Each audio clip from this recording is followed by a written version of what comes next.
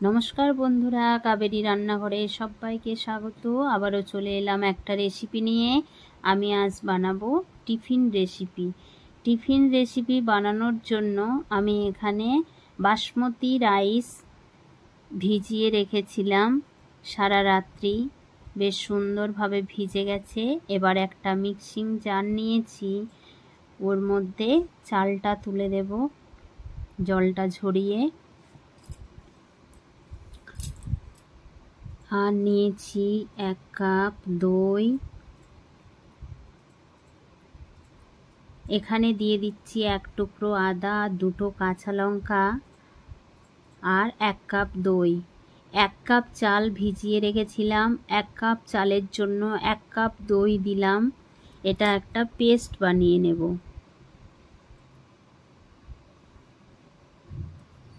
আমি পেস্ট বানিয়ে নিয়ে চলে এসেছি। আমি বাটির মধ্যে ঢেলে নিয়েছি। আর এখানে নিয়েছি 1 কাপ সুজি, মোটা দানার সুজিটা আমি নিয়েছি। এখানে বেশ ভালোভাবে মিশিয়ে নেব একটা চামচের সাহায্যে। 1 কাপ চাল ভিজিয়ে রেখেছিলাম, 1 কাপ দই, 1 কাপ সুজি, এই 3টে জিনিস দিয়েই আমার টিফিন রেসিপি তৈরি হয়ে যাবে। বেশ ভালোভাবে মিশিয়ে নিতে হবে। আমি যেরকম করে বানাচ্ছি সেরকম করে একবার বানিয়ে দেখবেন, খেতে খুবই ভালো লাগে। এখানে আমি পরিমাণ মতো নুন দিয়ে দেব। নুন দিয়ে আবারও ভালোভাবে মিশিয়ে নেব। বেশ ভালোভাবে মিশিয়ে নিয়েছি। এরপর গ্যাসে একটা তড়কা প্যান বসিয়ে দিয়েছি, দিয়ে দেব সর্ষের তেল। এরপর আমি এখানে ফোড়নে দেব কারি পাতা। আমার স্টোর করা কারি পাতা ছিল, তাই আমি দিয়ে দিলাম। কাঁচা কারি পাতা আপনাদের কাছে থাকলে দিয়ে দেবেন। এখানে দিলাম সর্ষে আর বিউলির ডাল। আস্তে আস্তে বেশ ভালোভাবে ভেজে নিতে হবে। গ্যাসের ফ্লেমটাকে কমিয়ে বেশ ভালোভাবে ভেজে নিতে হবে। আমার ভাজা হয়ে গেছে, আমি গ্যাসটা অফ করে দিলাম। এবার একটা হাতার সাহায্যে আমি যে ব্যাটারটা তৈরি করে রেখেছিলাম সেই ব্যাটারের মধ্যে দিয়ে দিচ্ছি। আবারও ভালোভাবে মিশিয়ে নেব। বেশ ভালোভাবে মিশিয়ে নিয়ে 10 মিনিটের জন্য আমি ঢাকা দিয়ে রেখে দেব। বেশ ভালোভাবে মিশিয়ে নিয়েছি। এবার আমি 10 মিনিটের জন্য অপেক্ষা করব। এবার আমি ওটার সঙ্গে খাওয়ার জন্য একটা চাটনি রেডি করে নেব। তার জন্য নিয়েছি একটা বড় সাইজের টমেটো, 2টো কাঁচা লঙ্কা, 2-3 টুকরো আদা। পেস্ট বানিয়ে নিয়ে চলে এলাম, ওটা একটা সাইডে রেখে দেব। এবার আমি ব্যাটারটার মধ্যে দিয়ে দেব 1 চিমটে বেকিং সোডা,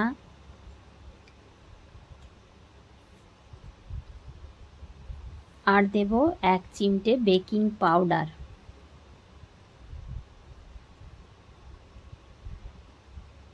খুবই সামান্য পরিমাণে দিতে হবে এখানে। আর 1 চামচের মতো জল দিয়ে ভালোভাবে মিশিয়ে নেব, ব্যাটারটাকে রেডি করে নেব। ওদিকে গ্যাসে একটা কড়াই বসিয়ে দিয়েছি, কড়াইয়ের মধ্যে জল দিয়ে স্ট্যান্ড বসিয়ে দিয়েছি। এবার একটা থালা নিয়ে নিয়েছি, থালার মধ্যে আমি একটু সাদা তেল দিয়ে ব্রাশ করে নেব। হাত দিয়েই করে নেব, আপনারা চাইলে ব্রাশ দিয়েও করতে পারেন। আমি হাত দিয়ে মাখিয়ে নিলাম। ব্যাটারটা আমি 2 বারে দেব, তার জন্য আমি দিয়ে দিলাম আমার পরিমাণ মতো। এবার একটু ঝাঁকিয়ে ঝাঁকিয়ে সেট করে নেব। এবার স্ট্যান্ডের ওপর আমি থালাটা বসিয়ে দেব।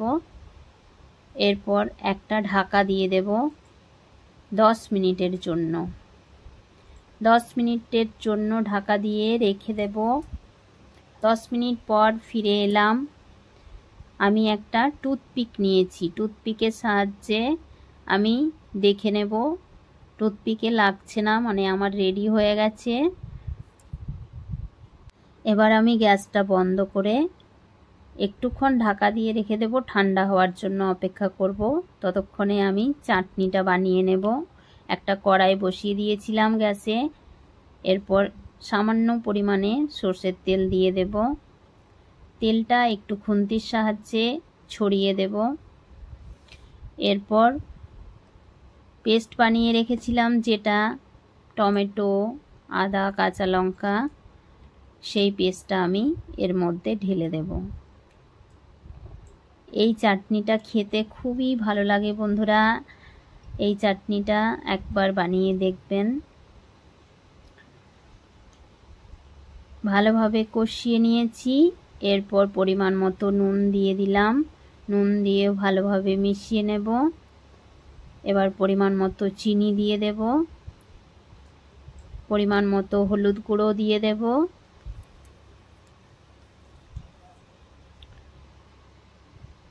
সব দিয়ে বেশ ভালোভাবে মিশিয়ে নেব।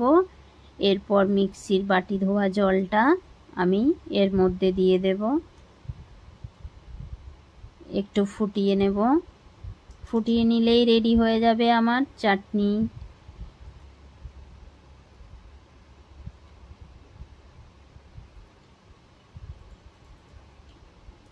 ফুটে উঠেছে। এই সময় আমি যে তড়কাটা বানিয়ে রেখেছিলাম সেই তড়কাটা আমি এর মধ্যে একটু দিয়ে দেব উপর থেকে। এটা বন্ধুরা অবশ্যই দিতে হবে, এটা দিলে আরো স্বাদ বেড়ে যাবে। এবার আমি একটা বাটির মধ্যে নিয়ে নিচ্ছি। চাটনিটা আমার রেডি হয়ে গেছে। এরপর আমি ঢাকাটা খুলে থালাটাকে নামিয়ে নেব।